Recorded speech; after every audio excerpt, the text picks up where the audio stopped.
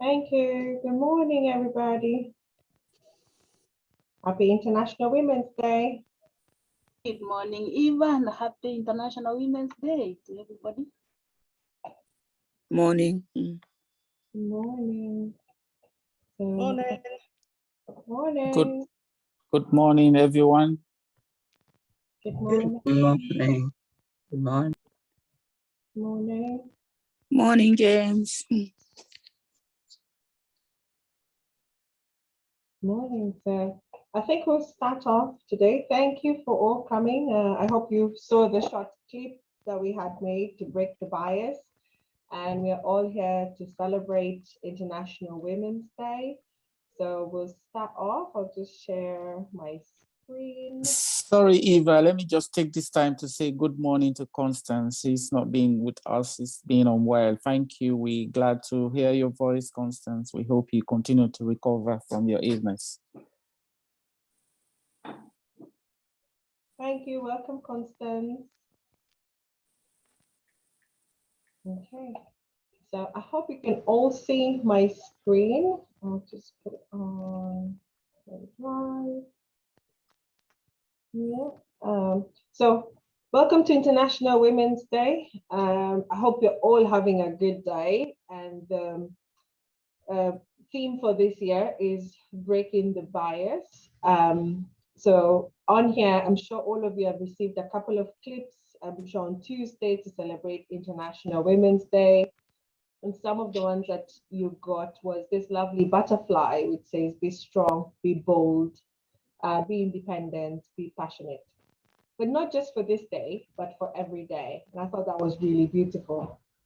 Breaking the bias again, it's only by working together we can make sustainable change that lasts. And that's why we meet every day to try and make our world a better place.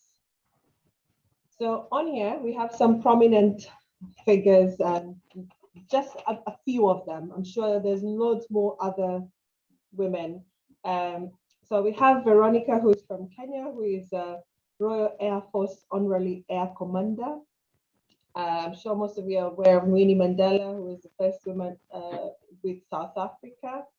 We have Wangari Maathai, who is first women who used to pioneer a lot of climate change in Kenya, building trees, and as we discussed last week, climate change is something we really need to address. We also have Hillary Clinton as well, who is a very influential American woman.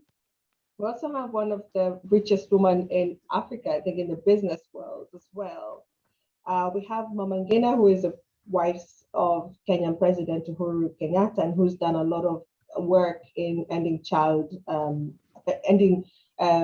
marriages as well.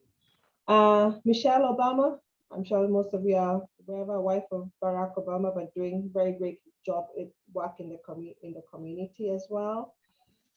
We have Joyce Banda, the first woman president of Malawi, and we also have the first woman president of Liberia as well. And not forgetting us, we have a first woman president in Tanzania, and a couple more women presidents around the world as well. Also very coming to spotlight is the lady who has left her 9-month-old Ukrainian woman who's gone to fight the war and try to protect her country. So just a selection of a couple of women who are doing great things. And not forgetting as well, we have our local women leaders. So we have Constance, and we're great to have you today, who is the founder of the Golders in Reading. We also have a first Black GP, who is Dr. Ambe, our mayor, Rachel, who is going to be here with us later on. Annette, who is one of the leaders of the Caribbean Society as well, who's always with us. And we also have lawyer Jennifer, pictured there with me. And she's a big proponent on working against FGM. And lately we did some work with her in protection orders, what they mean in protecting the girls that we have. We also have Grace, who is in her Ghanaian outfit, Grace, who's always with us. And she was there celebrating, I think, her Independence Day for her country. And of course, also we have Councillor Alice, who is usually with us as well. And just to name a few, but we're here to celebrate all of you today. And just say, you know, you're all women in your own, you're all leaders in your own rights, and we're here to celebrate all of you today. Cecilia, shall I get you to say something before we get to our polls and say Happy International Women's Day to the members?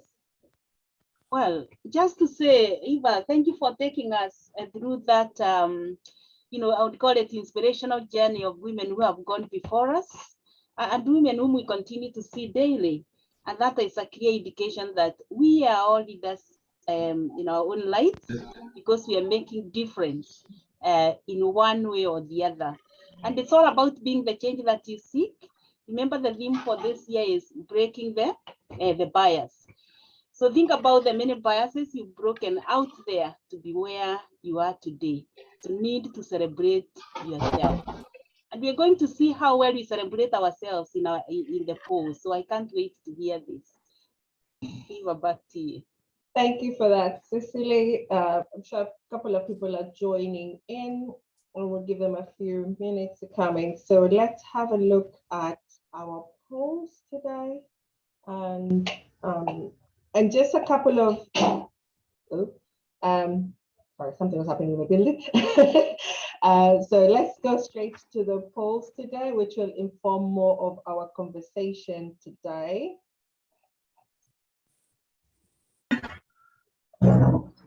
Okay.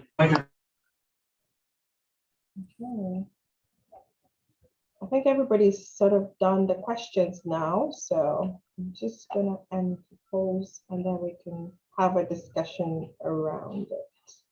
Thank you for taking the polls. I'm just gonna share the results. So as usual, we go through the polls and then this informs our conversation. So we've got two questions today. The first question is, how well do you think women are celebrated in our community? And a lot of you said, 90%. Well, sorry, let me read this correctly. 17% of you said 90%. Well, am I reading that correct? No. Let's do this again. So I can see, yeah, okay, so 2 of you said 90%, 4 of you said 45% well, and 50% of you said 15% well. Anybody who wants to give their thoughts why they answered what they answered, please?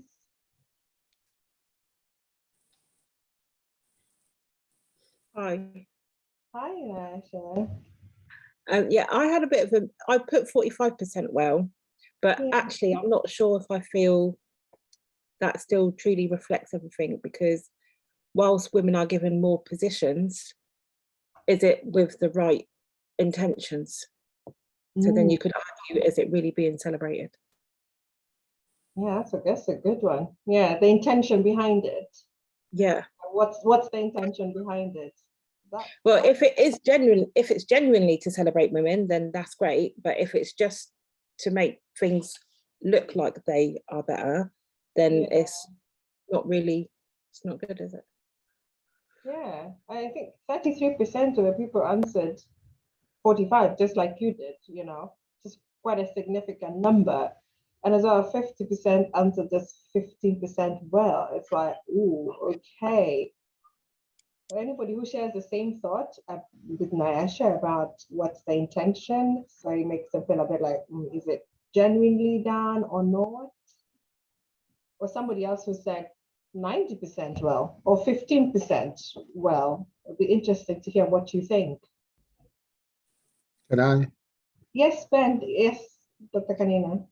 I put 15% because in my experience, especially in my community where I come from, the things that are given to women are classified mainly as favorism or tokenism, but not rights. Say if a woman is appointed a leader of some kind, many people see it as not a right of the woman to have the leadership role, but to be favored as a woman. And that's why I say, I think they are not treated well, and I put it at 15%. Yeah, yes. Yes, I can totally, I can agree with that totally. Having been from the same background as you, yes, I can see it. Yeah. Yeah, it's not like it's a given right, but as something like favoritism. So is it genuine? Again, back to the intention, or is it a good intention as what it's supposed to be? So yeah, and and most of you actually said also 50%, only 50% of you actually said that only women are celebrated 15% well, which clearly shows is a big thought in everybody's mind here. Yeah. Any other thoughts on that, or shall we go to question 2? So very interesting to hear that, and I think Dr. Kanina has mentioned a bit of it. It'd be nice to know more about, I mean, how much culture comes in the way women are celebrated globally.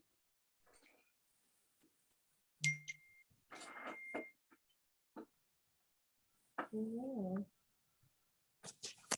I think on that as well, I think I'll allude to this. I think in the Kikuyu culture, and Dr. Kanina can correct me if I'm wrong. I think even when a boy is born, aren't you given like 5 ululations? And when a girl is born, you're given 3 ululations. And the people who don't know ululations, it's the so it's done like 5 times. And it's like, why the difference? You know, the child is a child. And I think Dr. Karina can maybe explain why this was the case if you know any history about it. So it starts very early on, you know.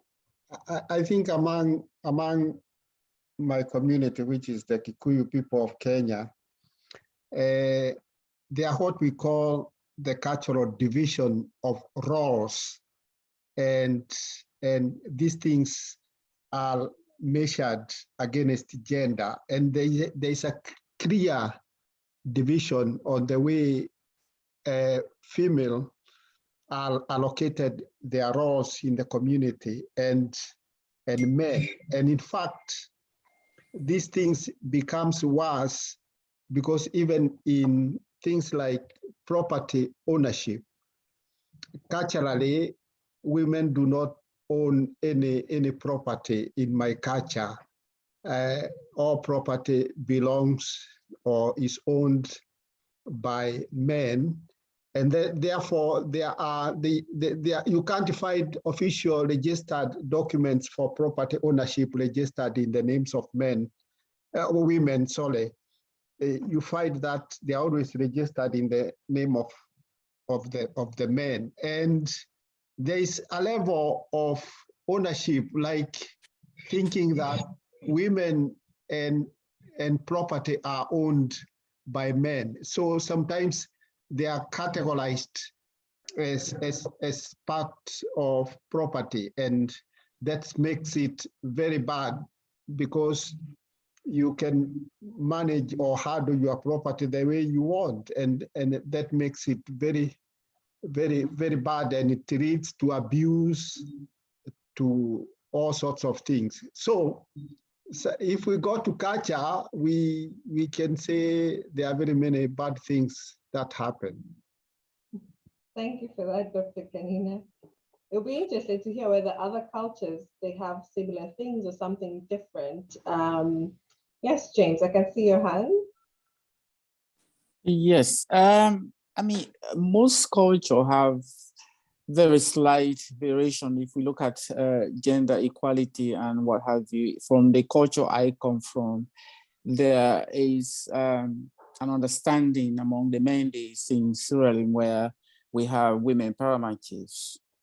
And these are chiefs that actually who chiefdom collect of villages to make up a chiefdom, and then the collection of chiefdom to make up a district. So yeah, so although the gender bias is still quite strong towards men, but there's a really strong understanding with the Mendes that women can also be empowered.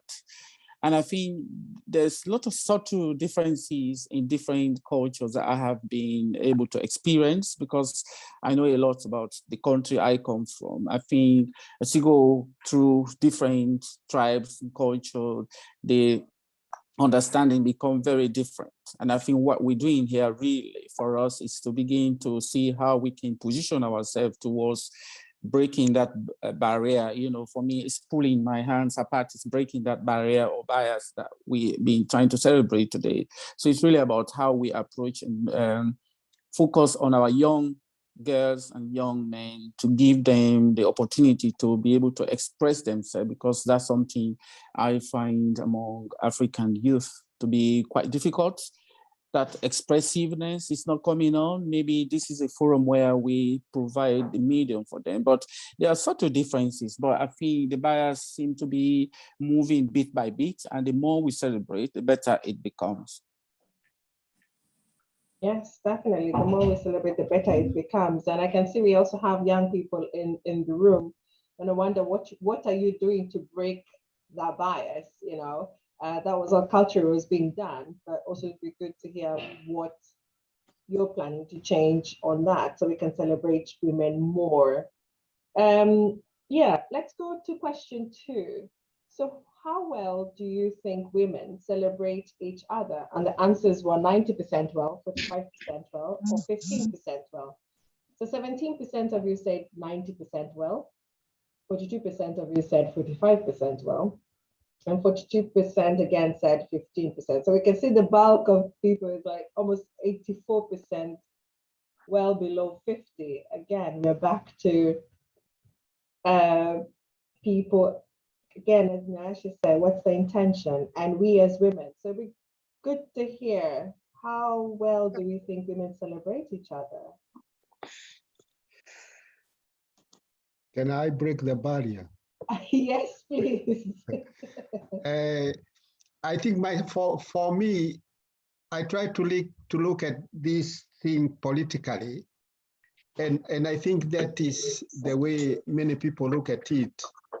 And there's a very big argument going on asking, why do women not elect or vote for other women when there are elective positions available? And you find in some communities, like in my community, women are more than 50% of registered voters when it comes to elections. And women candidates are hardly voted in by even a quarter of the registered voters. And if women supported the women applicants in elective positions, in fact, we can have very many women elected representatives in many positions in the political area. That is the only point I wanted to say. Thank you for that, Dr. Kanina. Nyasha, I see your hand up.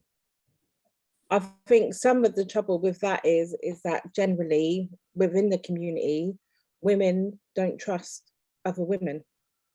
So when you have grown up and your female relationship experiences are not great, you wouldn't want to vote for anybody else that's in power or above you or doing better than you.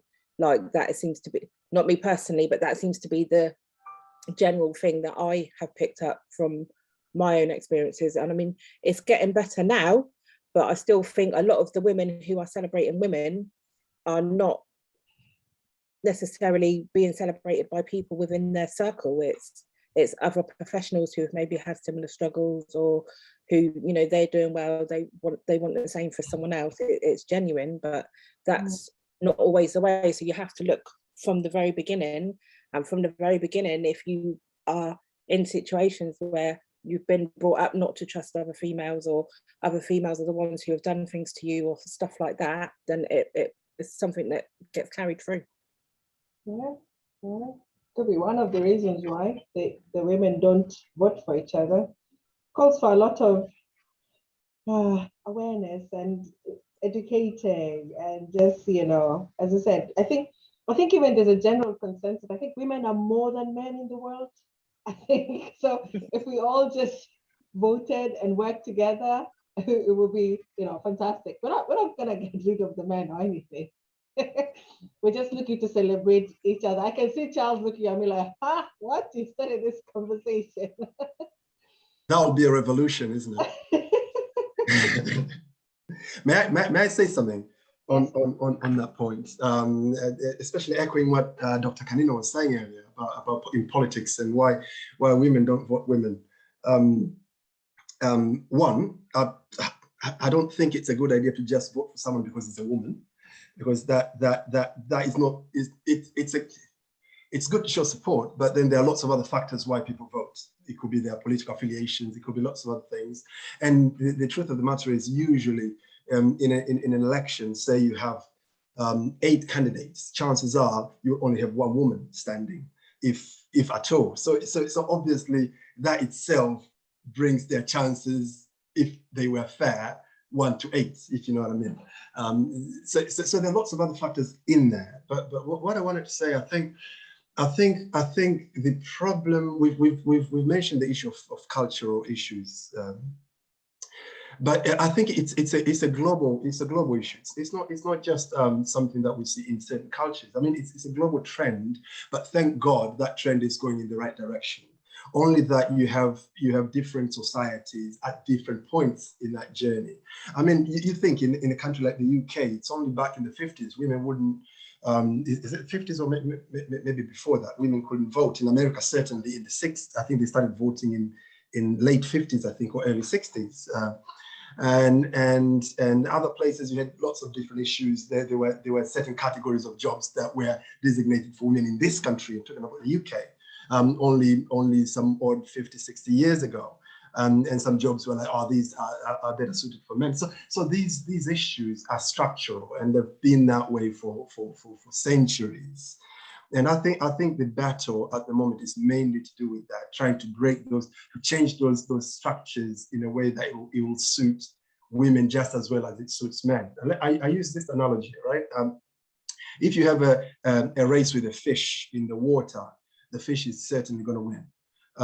But if you turn the tables around and you do that race on land, fish stands no chance. And I think that's what happens, that in a way, because the structure has been set to favor men and their strengths, if I use that, it becomes more difficult for men and women to appreciate women where they're in that position, because basically the structure already starts working against them, let alone people and society and culture and everything else. So I think that's where the battle has to be. So things like arrangement of the workplace. How do you arrange the workplace? How do you allow for things that apply to women but don't apply to men? Things about childbirth, for instance, things about maternity and stuff like that, and lots of other things. How do you ensure that the story? I just said this one thing and then I'll let others speak. The story of Serena Williams comes to mind. She's been a top seed in tennis for many years, and she goes off to have a child, but then when she comes back, she loses all her privileges of being a top seed, which basically she earned that through playing great tennis for decades, and she had to start right from the beginning. And now you're kind of thinking, hang on a second. So the truth of the matter is, rules are rules. I get it, but it's that the rules were set with men in mind. You get what I'm saying? That's the structural inequality that I'm talking about, and therefore, in a way, women have to do a lot more to get the same kind of success in the workplace and in the world at large than men have to, because the structures have been set in that way. So that's my view of it, I suppose. Thanks. Thank you, Charles. I could see Nyasha wanted to get in there. Do you still want to get in there with that conversation? No, because then he went on to say something that I was gonna chip in and say, which was basically, if women were more supported and celebrated within the workplace, then you would have more women trying to do things. Yeah, definitely. Yeah, I think just to add on that, I think education has really changed a lot of that. Personally, I think, and I think we are evolving. We're changing. I mean, like, if you had daughters now, you'd, especially if you're in a developed country like this, you would give them the same opportunities as you would with the boys. And I wouldn't raise mine any different, which means that they'll be given the same opportunity.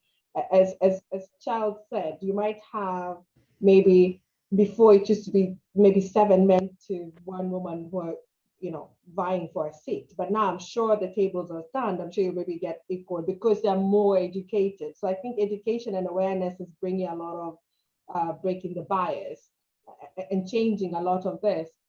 And we are celebrating not just, as Dr. Kanina said, is people are qualified in the right of where they are. So it's not just giving them something for being like a token, you know, we just need to fill this seat because it's a woman. It's we're getting women who are educated and can do the job. I can see Nyasha, you want to get into that with that comment? Because I was just thinking as well, it seems funny that like that things are set up to be more male orientated, because, and I think the general consensus around that is because women are seen as more emotional, but men are also emotional beings. They're just not perceived that way. So when they're acting out of anger, they're usually upset first, but then, you know, the anger then covers that up, and then they'll do something because they're angry. But usually when we're angry, there's loads of other steps that have come in beforehand, but they get missed. Yeah, totally. I can see Charles wanting to jump in there. Yes, Charles. Are you on mute, Charles? You can't hear. Charles, you're on mute. Sorry, I apologize. Is someone else speaking as well? Sorry. You're fine. I've muted them. You're okay. Okay. Yeah. When Nasha pointed out, There's noise. okay. Yeah, I was. But the point when Nasha said that women are emotional, it just reminded me of one thing. That this is the thing. The women's strengths over generations have been branded as weaknesses. When you say women are emotional, why is that a weakness? Or when you say that women can multitask, why is that? That is a great strength. I wish I could. You know what I mean?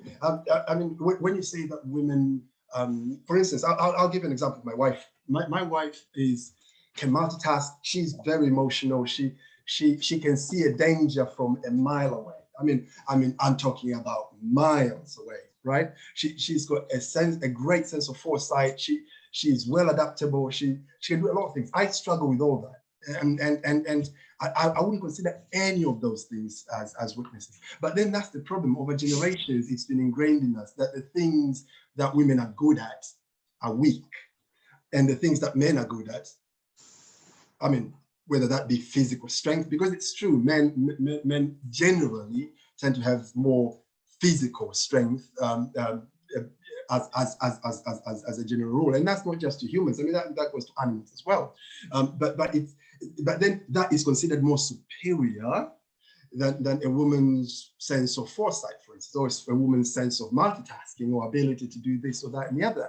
And I think that's where the problem is. And I think that's where women have to start celebrating themselves, and actually, rather than them not trying to be like men, because that's the problem again. You have lots of really successful women in the workplace, in business, in politics, but they almost like had to, in some way or another, betray their womanhood, if you like, if I use that, and almost like be men-like to make it. And it shouldn't be that way, I don't think. I think the world needs to celebrate more what women can do, and I think the world will be a much better place for it. Can I say something? I think we will also have to differentiate between the time frames that we are talking about, because when we look at the past or the cultural parameters for measuring what women do and what men do, I think we will get out of point, because when we look at modernity, where we are now and which is determining our point of view or our world views, you will see that women have greatly emancipated or emanated or have progressed even beyond what men can do now. In fact, I think the saying should now be what women can do, why can't I do? Because in some cultures now, like the community I come from, the modern culture now, young men are very much behind women in everything, commercially, education-wise, property holding, everything. Even the way of managing families that are now managed by women are perfect. Children are growing well, having the right education that they need.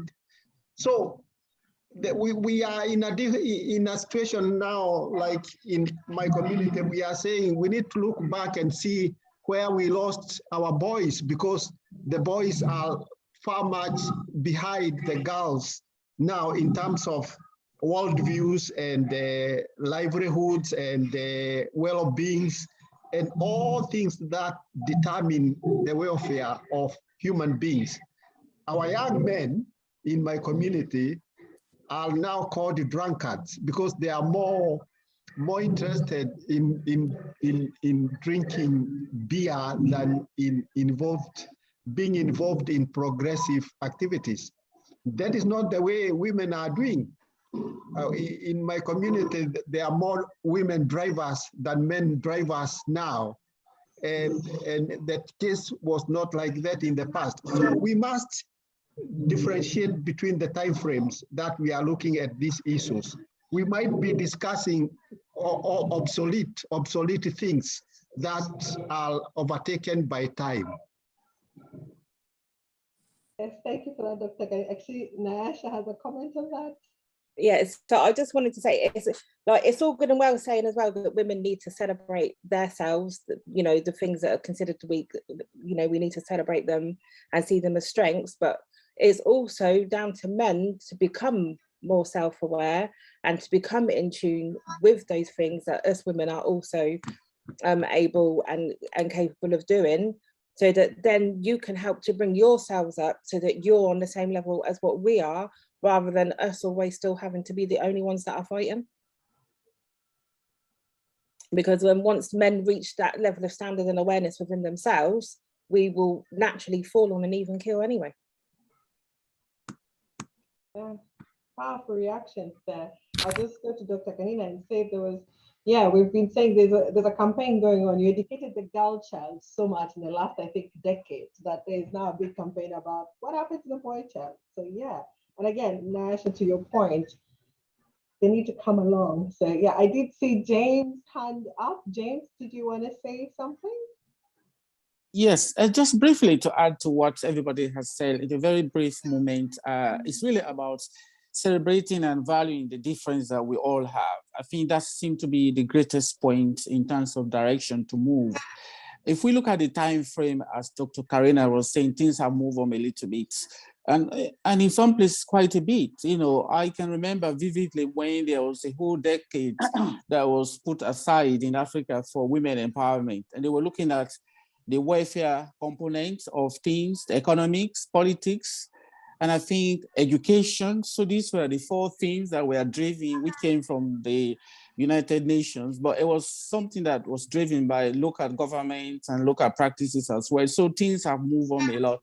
And I think one of the basic things really is education, awareness, and being courageous, because courage is not something that is easy. We talk about it most of the time, but like my colleague was saying there, it's really important for us to embrace that women do have a place and they deserve a place, and we can walk alongside them. It's not really about changing any rules or whatever. It's really about trying to look at the structures.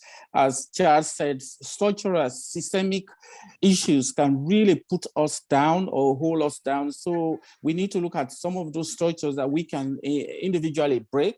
We can start by breaking that in our own little family homes as a unit. I cook. We teach our boy to cook, because all of these things normally will not be done in homes. They will not allow young boys or a young chap growing up to cook in the kitchen, and we can break those barriers by just allowing it to happen. My mom taught me how to cook, so I won't sit here and say cook is only related to women, not me, because I was taught at an early age to start to do this thing, to appreciate the effort. And also multitasking, like Charles said, is a vital component of what women do.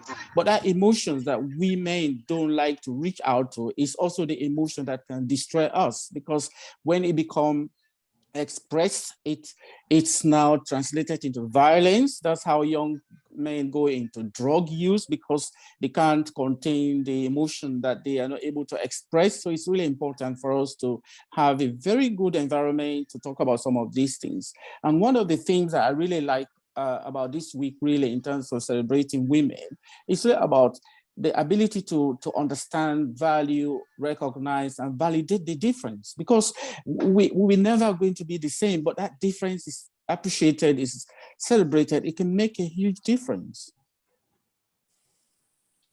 Absolutely. Thank you for that, James, and for reminding us we're here to celebrate each other.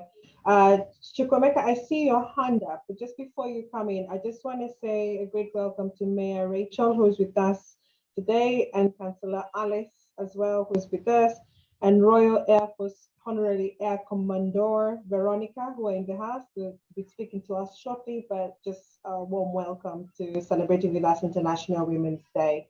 Emeka, I come to you and get your reaction.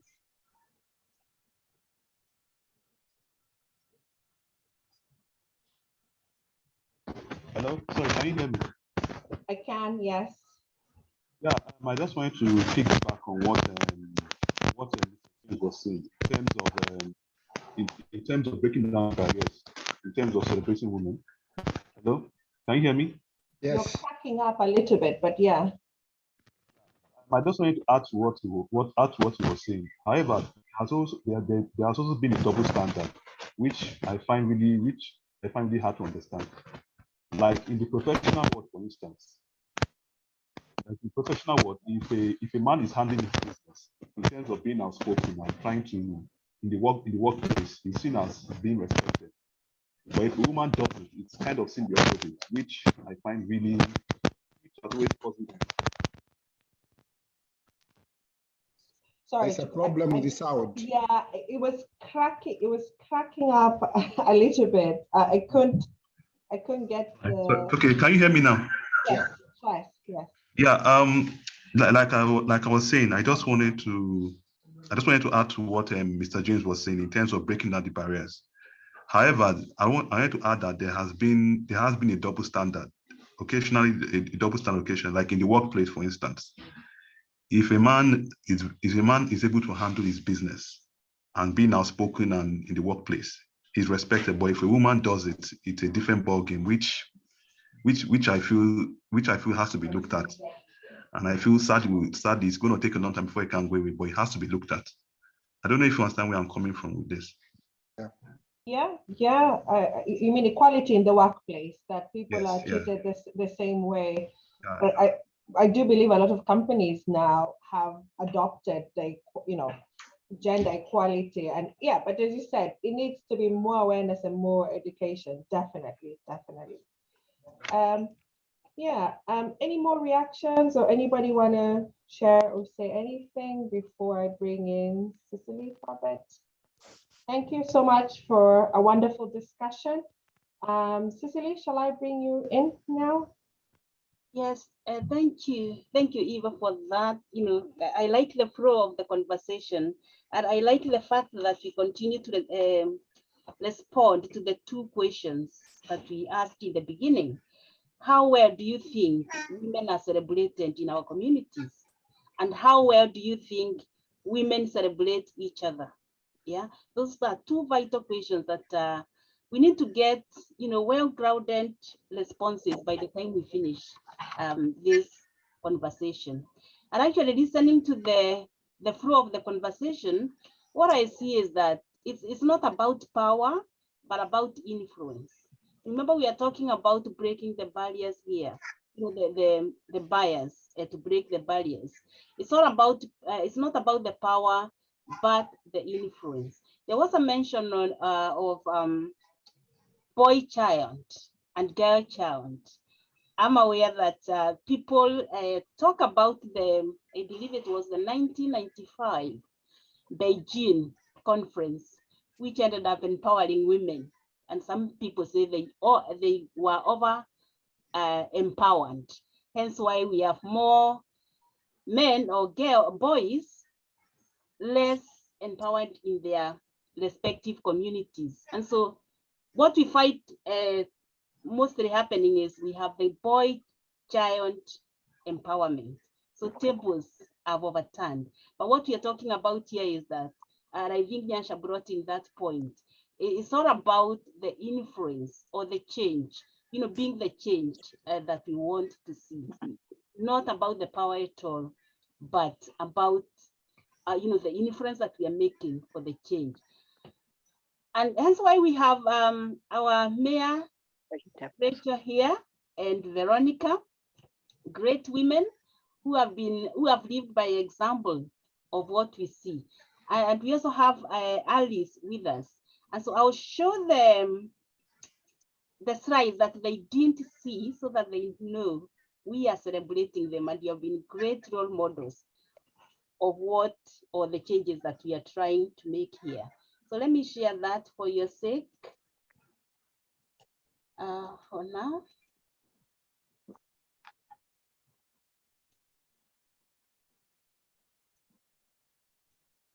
Okay, so yeah, Eva started us off by showing us the mini clips we have all received this week, all about encouragement and empowering us to do even more. Yeah, so if you look at, if I pick on one of them, which says, it's a butterfly, it's not just this day, but every day. Be independent, be strong, be bold, and be passionate. Yeah, and then that alone will help us think about how well we support each other, and also think about how well women are celebrated wherever they are. But then the second slide, yeah,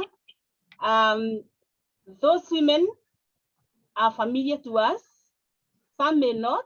And if you see one that you're not familiar with, please go back and try to get to know them more. If you look at, we have Wangari Maathai there. We are talking of climate change these days. The work that she did is what we are now building on. So she left a legacy to be celebrated for generations. So that change, she broke the barriers. It was not easy, but she did. We have Winnie Mandela there. We have the first president of Malawi, a woman, Joyce Bada. We also have Mama Ngina, the wife of the first president of Kenya, again getting married at 18. I don't know what was happening at the time, but we are now talking of forced marriages or child, young people being married off quite early. Again, a great icon of what we need to do as communities. We have the best or the most thriving and flourishing business women there in the name of Florenzo Alakija. Again, go back and try to see how much she has done, not only for herself, but for the communities. We are all aware of Michelle Obama, Hillary Clinton. We have Veronica in the room. We will be privileged to be hearing more about her from her, not just reading from the book. And the young woman I want us to focus for a minute there is the young woman from Ukraine, where we have the war at the moment. I don't know how much you can see, but you can see a gun on the table. But last week, she had an in-depth interview with the media, where she disclosed that she had to leave her 9-month-old baby to fight for her country. And I wonder what responses he is getting from other women, but also from the wider community. That's the kind of boldness we need to have if we are to make the difference we are all fighting for. I want us to look at the faces of those women Yeah, a few are smiling. If you see Veronica, she has some broad smile there. Others like Hillary Clinton, you know, her very heavy face. And if we know her story, we can perhaps understand why that is the case. But then our last slide is bringing it home. All those women are familiar to us. Can I check who you can see there? Let me hear from the floor. Who can you see?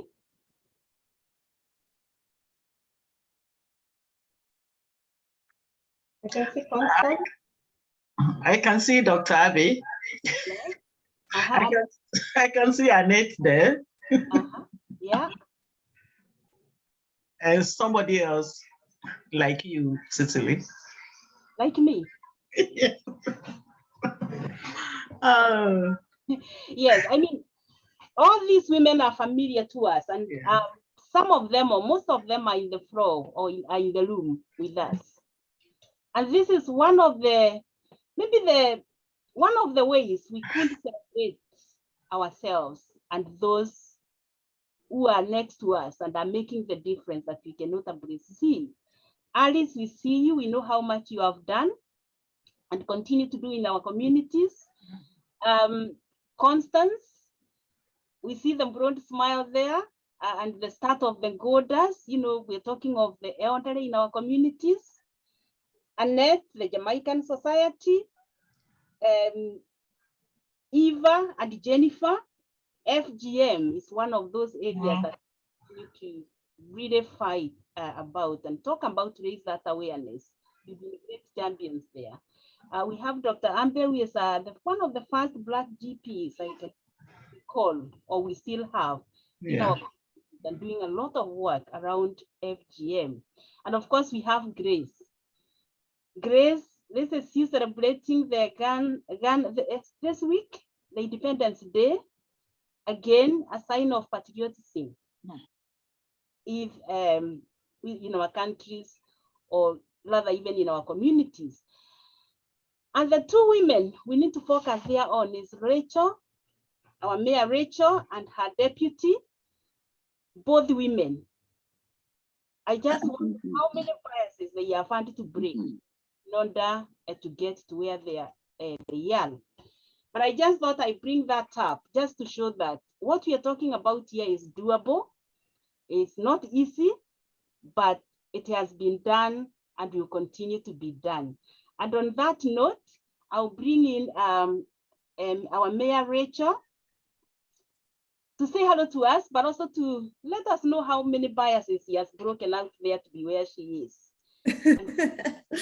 Thank you, Cecily, and nice to see you all. It was nice to see Cecily actually face to face last week. It was earlier this week. I've lost track, but it's such a pleasure to be with you all. And I was reflecting about the Break the Bias theme this year, because I think these biases don't just go away. You have to fight them, and you have to constantly surprise people, and it can get tiring. You know, I mean, I'm lucky. I'm a white woman with great privileges, and even I find it tiring breaking the bias, breaking the assumptions. You know, I was talking to somebody who was very honest with me yesterday, who said, when I heard I was going to be meeting the Mayor of Reading, I assumed it would be an old man. And I said, well, you got the old part right. But I think that it's tiring. It's tiring breaking the bias. And we have to do, it's work. We have to do the work. And even things like as mayor, I'm often referred to as mayoress. Now, the mayoress is a lesser title. It's the title of the wife, traditionally the wife of the mayor. Well, I don't have a wife. So there is no mayoress this year. I'm the mayor, and I'm not going to shy away from that title. And I think that I'm in a huge position of privilege as our mayor, and Io, my deputy, again, she has fought for that privilege, but she has that privilege now. And our job as the mayor and the deputy mayor is to use our privilege, use the position we've got to continue to fight to break the bias for everyone. You know, we are not doing this for ourselves. You know, the job of the mayor, it is a very lovely job. It is a job with great privilege and great enjoyment. You meet so many wonderful people. You have the opportunity to meet children, adults, people from all different backgrounds, walks of life, experiences. And therefore you have a responsibility to pull up others. And I think particularly as a woman, it is important to build up other women and to support other women. And that is something that we should celebrate. We should celebrate when we have women in positions of leadership and women who are doing great things. But also we need to continue to recognise that this is a world in which women have got to support each other, because although we always want to put responsibility onto the men to change, and you know, we need the men to be our allies, we know that there has never been a liberation movement in which the powerful have given way to the powerless without fights, without effort. And I don't mean violence, but without campaigning. You know, we know that from any liberation movement, and the same applies to women. We have a liberation movement. That's what feminism is. And therefore we have to campaign. Of course, we should have male allies, but unfortunately we have to do the work. We have to make it happen. And, you know, I was thinking about this with the Ukrainian situation, just with the bombing of the maternity hospital. I mean, what more horrific occurrence could you have of the experience of a war that has been instituted by a man, you know, and of course he does not speak for all men by any means, but President Putin is ultimately responsible for the bombing of women who are at the most vulnerable, but also the most, what should be the most powerful moment in their lives, potentially for many women, but a very vulnerable time in their lives, and a time that only a woman can give birth. And there are bombs falling on, there's a bomb falls on the maternity hospital. And I think that should be a reminder to us that there is still so much to fight for, not through violence, but through campaigning. So yes, it is wonderful to be our mayor. And I think we are really lucky in Reading that in our community in Reading, we do celebrate women, and we do support women. And I found that certainly in my life, of course, I've had support from men, but it's very often been the women who have supported me in my life and who have helped me achieve what I've achieved and live a good life. And I want to do that for other women. And I think we all do. And I think that's one of the strengths of Reading, is the way that women support each other and we celebrate each other. But we also have to recognise we have got so much more to do. And those of us who are in positions of privilege, and I include myself very much in that, at this point in my life, I've come to a point where I am in such a privileged position that I have a responsibility to pull up other women and support other women. I know so many people on this call do the same. You know, you campaign, you work, you celebrate women, and you work together. So be proud of what you do, because sometimes it's the quiet stuff that nobody knows about that makes the biggest difference. So keep pushing with that. Don't give up, because we will get there. We will make that change. I really believe that, you know, the oppression of women will become history, but it won't become history without work. So we can do this. Thank you. Fantastic, Rachel. Thank you so much, Rachel, for bringing that influence to us. Remember, we are saying it's not about power, but influence. And we know it is about influence because this year you have chosen ACA as one of your charity of the year. And what more could we ask for as a community? You know, that influence has enabled you to do that. And so what we are talking about here is we are celebrating the resilience, the sacrifice, and the achievements of women in all spheres of life, which then comes to impact on us positively. And the next powerful woman we are going to hear from is Veronica Pickering. And with Veronica, her story is that of really encouraging and empowering each one of us. And if you want to know better what I'm talking about here after this, just go to KTN in Kenya and listen to the powerful interview she recently did. She is the first Black woman and first Black, Kenyan to be appointed as the Royal Air Force, commandos. You tell us more about that. But also previously, Veronica, you've been the deputy lieutenant in Nottinghamshire. That is representative of the Queen. Or you tell us more about that. But over to you. Let me not preempt what you have for us. Thank you, Cicely, and thank you everyone for including me in this meeting for today, and especially as we're marking International Women's Day celebrations. And there have been so many interesting events that I've been invited to this last week and next week actually, that I'm really struck by the activity, the energy, the enthusiasm that there is across the UK at the moment. But I really, it's like when we talk about Black History Month, I just feel sometimes really quite frustrated that we are dealing with it almost on one day, that we're marking this huge event on one day. And I think it's an everyday occurrence. I know that it's an everyday occurrence, and I know that you know that it's an everyday occurrence. And I know that we're working behind the scenes, as Rachel said, that there's a lot of work going on quietly in our communities, quietly in our workplaces, that is not acknowledged. And I really want to shout out to all of us to say more, to do more, and to be braver, and to use that courage that we know that we have to be able to fight on. And it really is a battle to some extent. I don't think we're going to be able to say that we've made it, we've achieved everything for quite a long time, because the powers that are being held by those few are being held tightly in some of our communities, in some of our organizations, and it's breaking through that, and doing that as a collective, as a group, is the way that we can make those serious changes for the future. And as for me, really, I mean, what can I say? I feel very fortunate. I feel very privileged, I think is the word. And I feel very humbled by the things that have happened, and only happened in the last few years, that I've been appointed to some of these really bizarre, let me put it that way, abstract titles that I then have to think, well, what does that mean, right?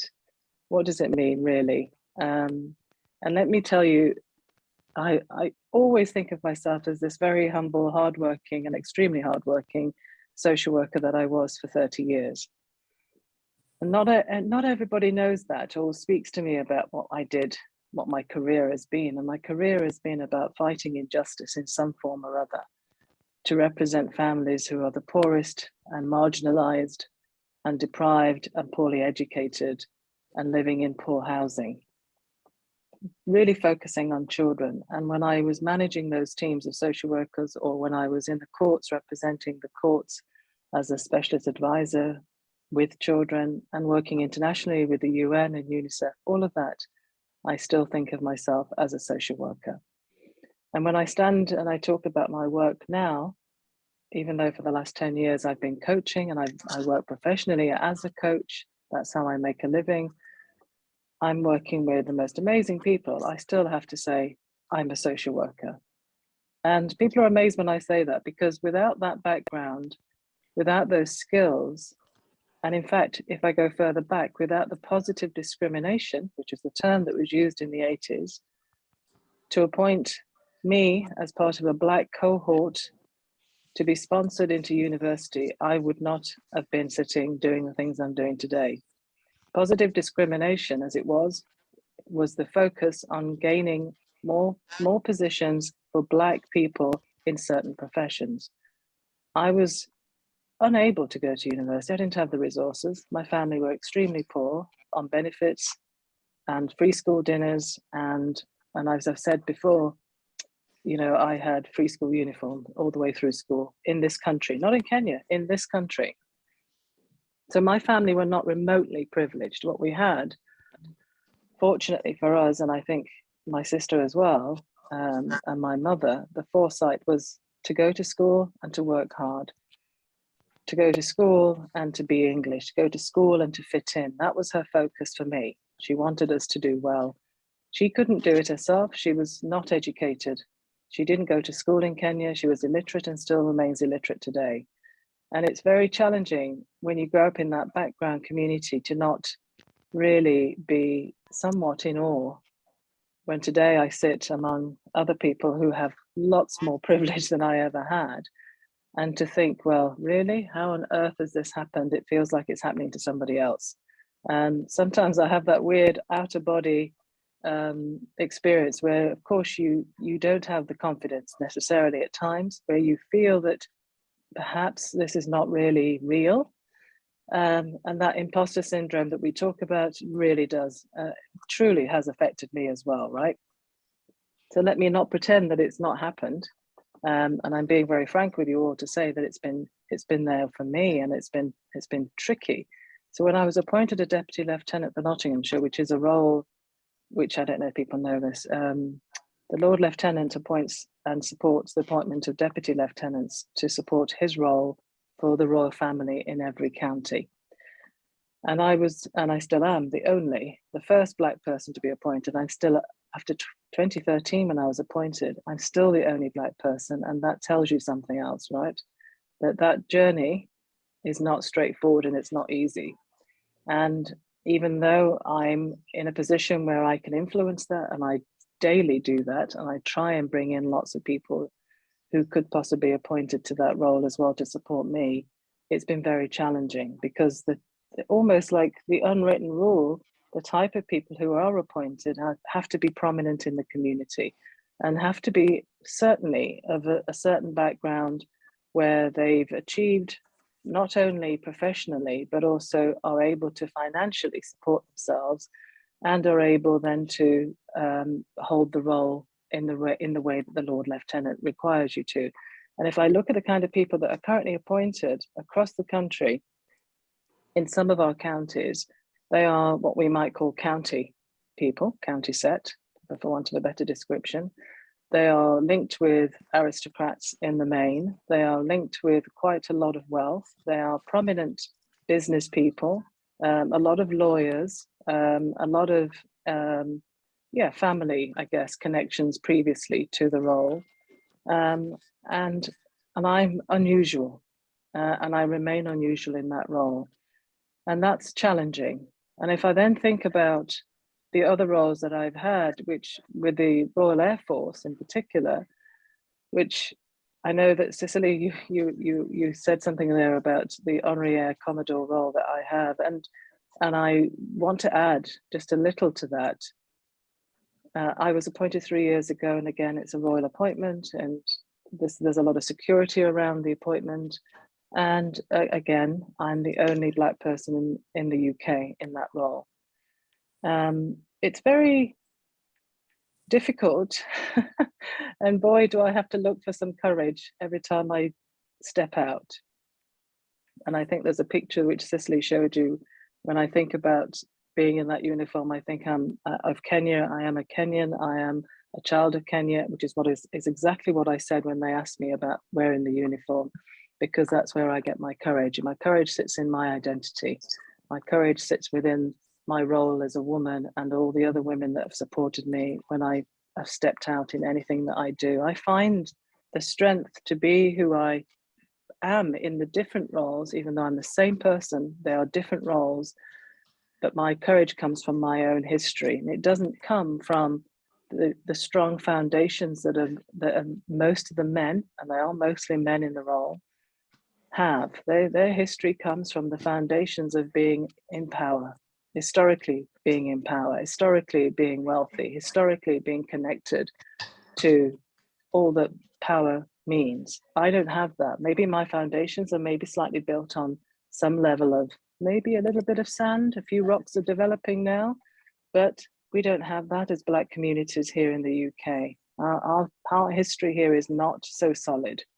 So we are still building that. And I feel as if every time I step out, I'm seen, I'm in the room, I'm in the space, I have to occupy that space, and I have to stand as if I'm standing on rock, even though sometimes I know I'm not. But when I was appointed 3 years ago, I took it upon myself to ask a series of very pointed questions about the role and why me. And actually, I did say no. 3 times when they asked me, because I certainly did not think a person like me fitted into this.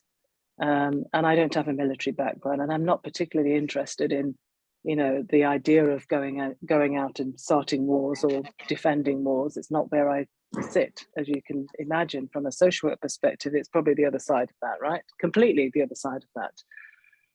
And then I swallowed my doctrine, and I thought about this a little bit more and thought, actually, I'm going to rock my own system here by taking on the role and looking at it from a different perspective.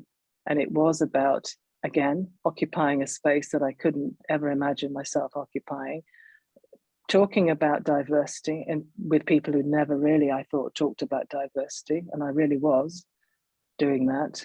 And looking at what the opportunities might be for people like us, our young people, and our need for developing our skills. And actually, our kids could go to university and it's free.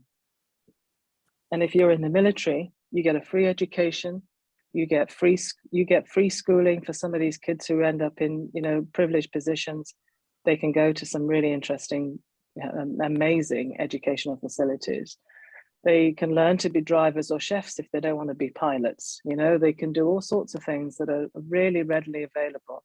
And there is now a large, thriving, a larger, I wouldn't say it was large, let me not, you know, emphasize that too much.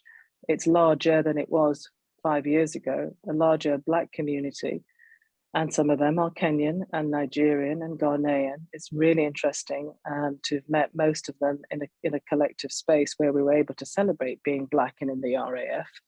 And they are so amazing in terms of supporting each other, but also in encouraging others to take up the opportunities that they've been able to take up. And had I not seen it from my own eyes, to be honest, I wouldn't have believed it. And I'm still amazed to this day that these that the RAF in particular is a really supportive environment for a lot of young people to grow up in and take those skills into the wider civilian life and use those skills, because when you do that, you are seriously respected because you've done something for your country, for one, and you've learnt those skills in the best environment with the top tutors in the country as well. And of course, you get to travel. And had it not been for the RAF, I wouldn't have been able to go to Kenya. And they flew me to Kenya last month, and they helped me talk about my role here in the UK, but also to connect back with Kenya. And it was the first time I'd flown back since COVID started, to be honest. So it was very exciting for me. But it is an important role, and I really appreciate being in it. But it is something that I'm still learning to adapt to. And I have the role for 5 years, and then possibly it looks like it may well be extended for another 5 years. Whereas with the deputy lieutenant role, I have that role until I'm 75.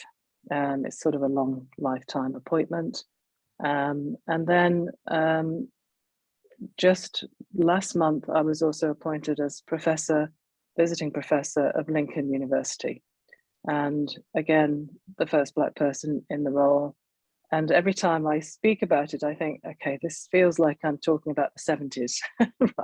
And it really is amazing and actually very frustrating.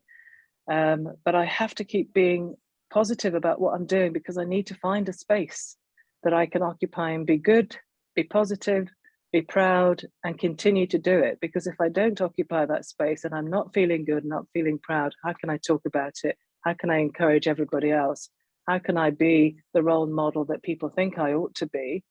And how can I then still go on to say, actually, to you as a community, please join me, please back me up, because I can't do this stuff without backup. And when people say to me, you know, what would you say to a younger you or a younger self or a younger person who comes to you and says, well, how do I do what you're doing?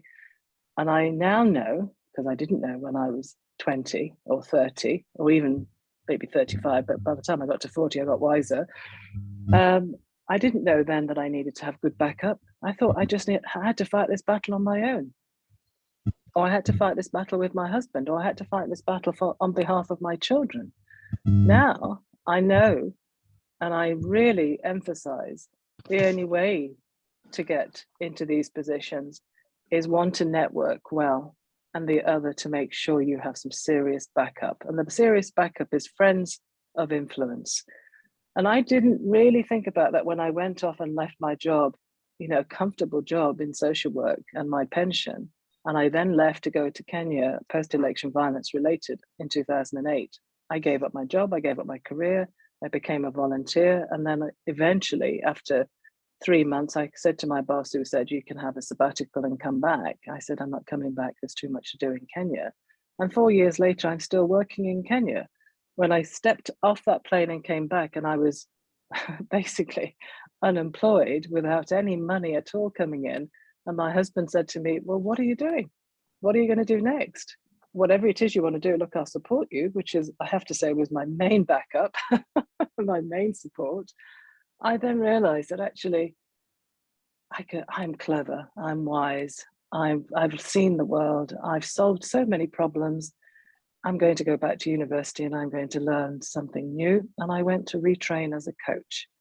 When I did that, I didn't realize that people somewhere in the background were aware that I did something unusual by just going off and doing that as a mother with children.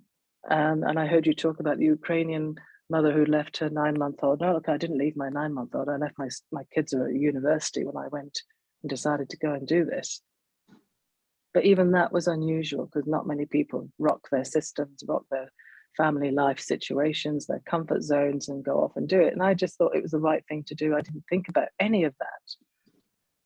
That really, I guess, is how I ended up being a deputy lieutenant, because somebody said, look, you've done something amazing here, and we want to acknowledge that. And we think you're the kind of person that we ought to have on our side as well. And from then on, frankly, because I did something brave and maybe stupid, I don't know which, it led to this, where I am today, which is really talking about all those things and all those appointments. And all the way through, there hasn't been a moment in my life where I haven't thought I'm a Black woman. All the way through, it's been about diversity. All the conversations and the battles and the striving for change and looking for change has been about diversity in my own personal experiences and that of many other women and other men and other children and other families, because that's what I bring to the conversations that I have with all these institutions. So I don't know, really. I feel, yes, sometimes a little sad. Always, I think I'm about to burst into laughter because I'm a half full person, but always totally excited by the new opportunities that I have to be able to speak about the lives of so many others. And that, I think, is what drives me. I think the other thing that probably drives me is the fact that there is so much more to do. And somebody said to me, a wise person said to me, oh my gosh, well, you would do so well, Veronica, if you just concentrated on one thing. You could be something. And I thought I was something. I thought I am doing something amazing. And then I turned around to that person and I said, there's no chance that I could just do one thing because there's far too much to do. And if I don't do it, I can't see that everybody has the opportunity that I have to speak to those powerful people. So I've got to do it. And sometimes, yes, it wears me out and it's tiring and it is exhausting in so many ways. And my husband looks at my diary and he said, even last week, how many days are you actually earning any money this week? I'm self-employed as a coach.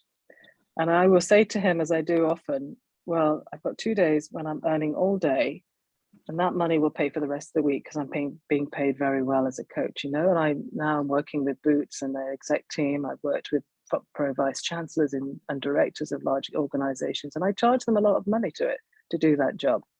And because I'm able to charge them a lot of money, I can then take a day, at least 2 days a week. I'm fully committed. In fact, I think this week it's 4 days because of International Women's Day. I've moved everything into next week. So I shift my diary in order to fit in because I really don't want to be in a position where I don't acknowledge or use the influence that I have. If I can, I will. And it's not about making money. Oh my gosh, I'd be rich if it was, right? Thank you so much for your time. And if you've got any questions, I'm happy to take them.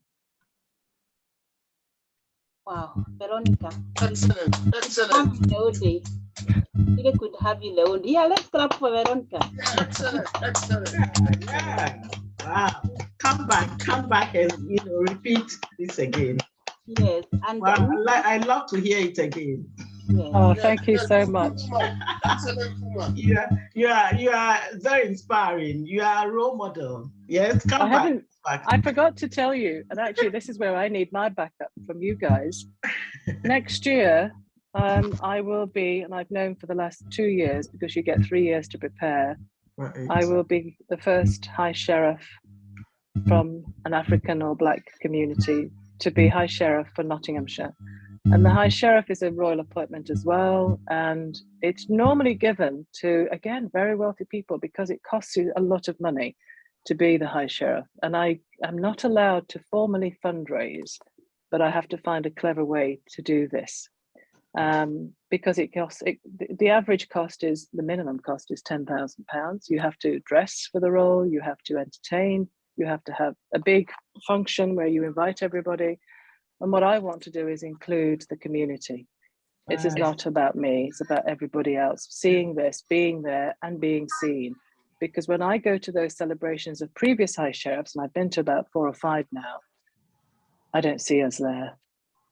We're not represented there. And I don't want to be in a place where I'm standing there isolated. So I'm really going to push it towards you. And Cicely, you and I will talk about this date, which will be in the summer next year. But I begin in March next year in a year's time. So I'm now prepping for the role and meeting various officials in London to prepare myself for this other event. But yeah, I forgot to mention that. But anyway, just put that in your diary because it begins next year. Yeah. And I'd love you to be part of it. We shall support you. I'm seriously going to need it, I'm telling you. You are the Black Star of Africa. Thank you.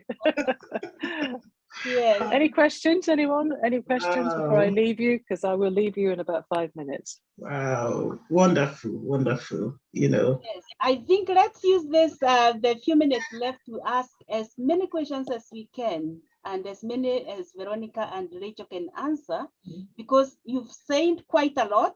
Yeah. And what has stuck with me is be proud, being good, and be positive. Yeah, yeah. It's all about being resilient, but actually celebrating that resilience.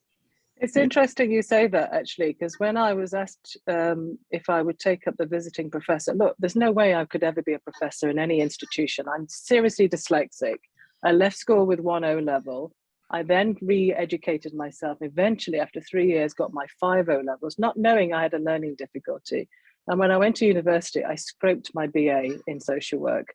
And when I went to do my master's, the tutor, I said, look, I think I've got a learning issue. She said, well, you don't sound as if you have, like I've got a grid, I sound English, I sound eloquent, blah, blah, blah, nonsense, right? So I said, no, I have, I've masked this problem for so many years. And then she assessed me, she said, oh my gosh, yeah, it's really very serious. I don't know how you survived. I said, I've adapted the world to suit me. So I speak. And when I was asked to be a professor, I thought, oh, this is so exciting. I'll never be a professor. So I said, yes, okay, fine. But I'm not doing those lectures because I would hate to do those lectures. And then they said, we have a title for you. And it was Professor of Diversity and Inclusion. I said, no. That's not what I'm here to do, right? Every Black person cannot be Professor of Diversity and Inclusion. We are all about so much more as well. I don't mind doing that work because that's what I do anyway, it's in me. And when I said to them, I'm a coach, this is my profession, you're taking me because I'm a professional. And so they said, how about resilience and inclusion? I said, crow, okay, I'll own that one. So I'm now Professor of Resilience, Cicely, you have to smile, right? Resilience and inclusion. Even I find it amusing. And unique, very, very unique. Yeah. So, wonderful. And I believe that is what you have lived, Veronica, because, learning with that learning difficulties experience and not knowing, and then taking up volunteering work for years, but your vision was far-fetched. And this is why we are saying we celebrate women who represent the voices of today and the visionaries of tomorrow. Yes. Thank you for being that. But Yeah. please, Oh, any thank question you. to Veronica, please. Yeah. Oh, Nyasha, your hand is up. Yeah, I just wanted to say thank you for sharing that. And also the best part of it for me was where you were saying that how you can't just do one thing, you like to be doing many. And I get told so many times, slow down, just concentrate on this and just one thing at a time. And I'm also someone who has to be doing more than one thing at a time. And yes, I do find it draining at times, but it's also very rewarding. So to see Yeah. someone where you are doing what you're doing and knowing that you got there by being like me is great. So Yeah. Oh, that's really nice. Thank you so Yeah. much, because it's that confirmation. I didn't tell you that I'm on, various boards. I'm the only and first Black person on the board, which on the largest conservation charity in the UK, which is the Royal Society for the Protection of Birds. Now, I'm not a bird watcher, and I'm a trustee of the YMCA. I'm involved with, as an ambassador to half a dozen different charities, and all of them, I bring that creativity that you are talking about there. Being on different boards, being in different environments, being in different roles gives me energy.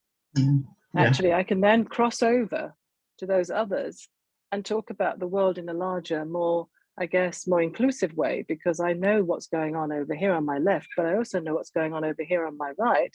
And if I look under, I see something else, right? So I think that's what I really get a buzz from. And I always have been like this, frankly. So it's nothing new. But I think for me it works, and it clearly works for you as well. Fantastic. Yeah. It's 1 o'clock, but we can take a few more minutes. Yeah. Yeah, no problem. Yeah, No can problem. I say, Veronica, what is more honorable about all that you said is the fact that you still remember your roots, where you come from.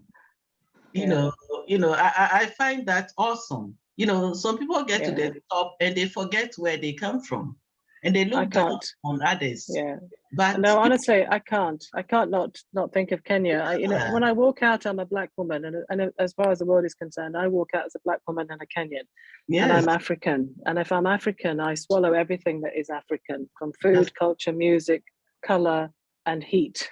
Wonderful, So wonderful. I can't be anything else, and I don't want to pretend to be anything else. I may sound like this. I sound very English, right? Everybody tells me I sound so English. Look, I went to school in Kent, a normal state school, but my stepfather, who was English, insisted that I have these elocution lessons and to learn how to speak, to the point where I sound so English, and then my mother is so African and so Kenyan, and I have to interpret for her sometimes, because, as I said, she didn't go to school, she didn't learn. Yeah. So, I become her interpreter. Wow. But, so we sound so different in our house. Yeah. Well done. We are proud of you. We are proud of you. Thank you. Thank you so much. Thank you so much. My church, I'm sure they are annoyed with me because I'm the only African. And each Sunday, I wear my African attire. Wherever I go, I wear my Ghanaian attire. So they must, say, oh, brilliant. Shine. Identity. Yeah. Shine. Rachel. You've got to shine. Over to you. Oh. I'm just reflecting that it's so important to be yourself. I'm always someone who's quite private about the struggles I've had in my life. Cecily and some of you will know that I've, I wasn't born with a golden chain around my neck, shall we say? But it is so important to bring your whole self to things. And I also think it's really important to just keep going and doing different things. I'm like the same, that I don't do one thing, I do lots of different things. And I like to describe myself as a successful failure. I failed so many times in my life, but every time I've got up again. And if you keep doing that, brilliant. In the end, they can't stop you, because they just give up. And then they make you mad. Well, that's what I call resilience, and also the thing about failing or not succeeding the first time, is how I like to put it, is is that I learn as I trip and as I move forward. And even when I speak, I don't always say the right thing, right? Something's come out quite weird. and I say to my, and I think, oh, did I really say that? It sounded so rude, or I'm abrupt or whatever. Because the environment I'm in is with English and usually white people who don't get the way I speak or the things I say, or don't want me to be real. They want me to be a clone of something else. Yes. So the battle is always there. So then I'm trying really hard. Either I speak, and if I speak, I'm going to be me, or I speak and I will say something which is not necessarily polite, but it's actually correcting somebody. And that's a tricky one, because I find that I'm politely trying to find the words to correct somebody who's been rude, abusive, or a racist, or not inclusive in some way, right? So this is where you learn to use their language, and it is an English style of speaking to people to work for you in your favor. Now that is something I'm probably quite good at these days. I've had a lot of practice. Keep going. That's what I say. Keep going. Yeah. Eva, you have a question for Veronica? Yes, not a question, but yeah, thank you. I really enjoyed listening to your story. And I like somewhere where you said, if I told my youngest self, and you actually referred to yourself as like 35, I was like, we're allowed to continue making mistakes. And just like, and you're like, I hadn't quite figured it out. And I was like, when you go to 40, and I was like, that makes so much sense. Like, I just thought many people should hear that, because I think we feel like we should have our lives figured out, but I mean, by a certain time. But I just think, wow, look at how much you've done and how much you tell your younger self who's not 18 or 20, but like who would have known yourself at 40. And I'm like, yeah, that makes sense. Yeah. And I like also taking chances when you got your children, because I'm doing that. So I like it. Thank you. You know, when I'm working with women in particular in my coaching, I now know, you know, I talk about the start, the middle, and the end, like we do about a lot of things, but I talk about phases. And I talk about phases, and particularly for couples, and I talk about phases for women, because we have that early career, you know, university phase, and then early career, and then we have that middle phase where we're building. You know, we're building our career, or building our families, or building that motivation to do the next thing. And then we get to that sort of 45 phase where we're sort of, you know, is it menopause we're thinking about, or is it retirement we're planning in, or is it a career change? Which is it? And a lot of women go in all those different phases. We all go somewhere. We make a decision to go somewhere, or maybe we struggle with it. And I like to think of that point for me was when I gave up at 45, I gave up my career, and I thought, I'm not going into retirement phase. I am going in for the next career phase. Right. And I don't know what it's going to be, but unless I change the system or change the way I'm working, I'll end up doing what I'm doing now until I'm 65. And I didn't want to do that. But also the opportunity just came because of what happened in Kenya. And because I had the skills, it was easy to do that, to make that transfer. Although it wasn't easy for UNICEF to take me on until I actually insisted that they took me on as a volunteer. They don't take volunteers, they take interns, they told me. And I'm not an intern at 45, right? So there you go. So you have to rock the system. Yeah. Don't retire, please. I'm not retiring anytime soon, I'm telling you. Because I'm retired, and you know, I'm busier than when I was working, and there's no money coming in. So please say that. No, definitely no retirement plan here. There's a lot to do, and I think we just need to do it. Sometimes we need to do it together. Sometimes we need to say, gosh, you know what, I need some help. And maybe that's something I need to do more, is to say, look, I need some help. And I will call people together because I'm, you know, able to convene. But I think it's harder and harder to do that within the Black community. And people say to me, why? But then, for example, in nature, in the RSPB, I'm there because I'm a people person, not because I know anything about birds, right? Like I say, I don't know anything about birds. Maybe I can name half a dozen, but I'm there because of people and connectivity and engagement. And as the first person on their board for over 100 years from the African or Black community, it's really interesting to talk about nature and land. But I know that they don't get volunteers from the Black community, and they ask me why. And I say, well, the kind of volunteers that you've got are those who are fairly privileged, those who are looking for employment in the field, but also have financial backing from their families because they're young.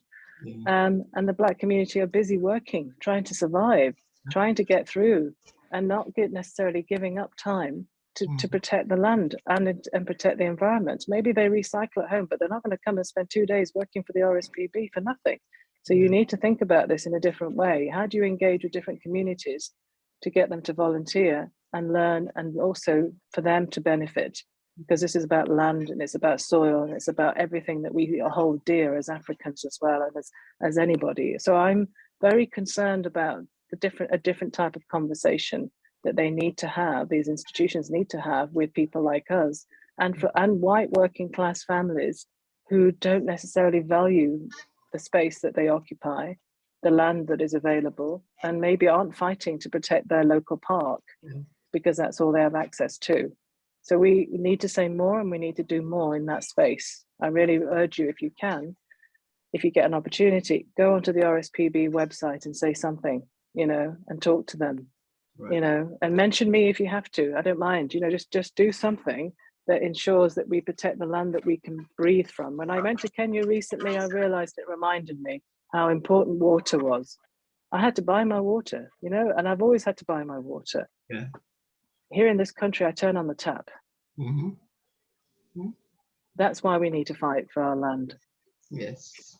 Very important. And that's why we continue to talking about climate change, which is not very popular in our communities. And I'm glad you're bringing that up in the world of birds, Veronica.